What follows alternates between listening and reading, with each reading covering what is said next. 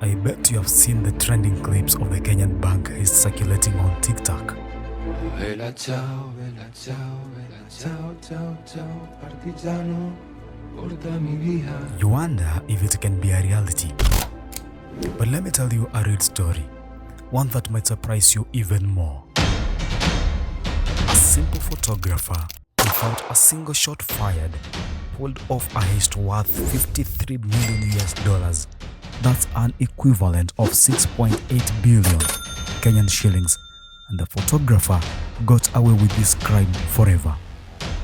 No violence, no chase, just brilliant planning and execution. Let's dive into the incredible tale of how this man defied the system and became a legend in the world of crime. Albert Spaggiari is no ordinary man. Born in 1932 in France, he is a charming photographer, but his true nature lies in his brilliant criminal mind. In 1976, he pulled off one of the most daring robberies in history, the theft of millions from Société Générale, the third largest bank by assets in Nice, France. This heist doesn't just become infamous for its scale, but for the sheer creativity with which he executes it. The story begins with a seemingly trivial conversation. One day, Albert speaks with a neighbor who works as a manager at the bank. During their chat, the neighbor reveals something crucial. The bank's vault has no alarm system. To most, this might sound like a small detail, but to Albert, it's an invitation to exploit a huge vulnerability. Rather than acting impulsively, Albert rents a safety deposit box at the bank under the guise of a regular customer. He meticulously studies the vault. As a skilled photographer, he takes pictures and notes on its dimensions, the layout of the bank, and its security features. It's clear from the start that Albert isn't after a quick theft. He's planning something much bigger and more elaborate.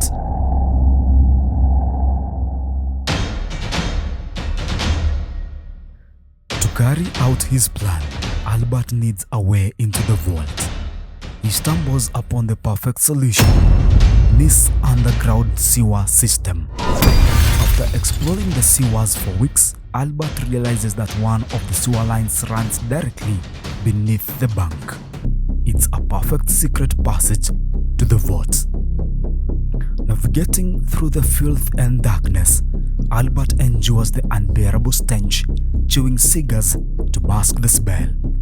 He finds the sewer line closest to the bank's foundation and figures out that it could lead him directly into the vault. To make sure his plan is foolproof, he poses as a contractor and visits City Hall, where he managed to obtain official maps of the sewer system. With this blueprint, he's now ready to execute his operation. Knowing that this heist is far too much ambitious to carry out alone, Albert heads to Marseille, where he meets with local crime bosses. After hearing his plan, the mob bosses agree to fund the operation and provide the necessary equipment in exchange for a share of the loot. Albert carefully selects a team of specialists, engineers, electricians, and experienced tunnel diggers. Together, they form the Sewer Rats, the crew that will help him pull off the heist. But Albert isn't just a mastermind, he's also a leader. He knows how taxing the work will be on his team, so he makes sure to implement a strict work rest schedule. They work in shifts, digging for 1 day and resting for 2. Each shift consisting of 10 minutes of digging followed by 10 minutes of rest.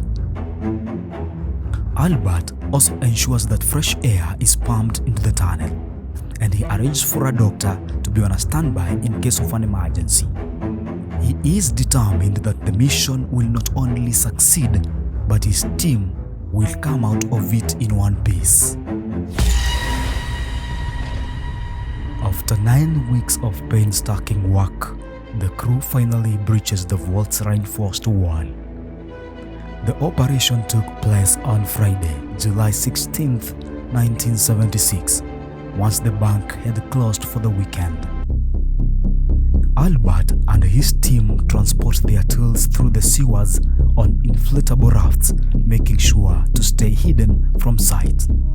Once inside the vault, Albert takes charge. He orders the steel door to be welded shut, securing the area in case anyone attempts to intervene from inside the bank. Over the next 27 hours, the team systematically empties over 400 safety deposit boxes, collecting cash, jewelry, gold, bonds, and other treasures. But Albert's focus isn't just on the loot. He's here to make a statement. As they work, he serves his crew with a lavish meal with foie gras, wine, and cheese, all eaten on gold plates they find in the vault. The atmosphere is surprisingly jovial for such a high-stake operation. Before leaving, Albert leaves behind a note on the wall as a mark: without arms, without violence, without hate.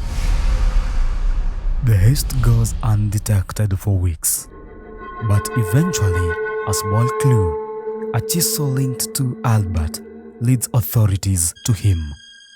When arrested, Albert stays calm and collected. He admits to masterminding the crime but refuses to implicate his accomplices. To protect his wife from any legal trouble, he confesses his role but makes it clear that he's not going to betray anyone. On May 10, 1977, Albert was brought in for a meeting with the judge. This is his chance. Feigning interest in the judge's papers, he opens a window and leaps out. He lands on a car parked below and disappears in the streets of Nice. Despite an international manhunt, Albert is never recaptured. For the rest of his life, Albert remains in exile, occasionally taunting authorities with letters and appearances in magazines.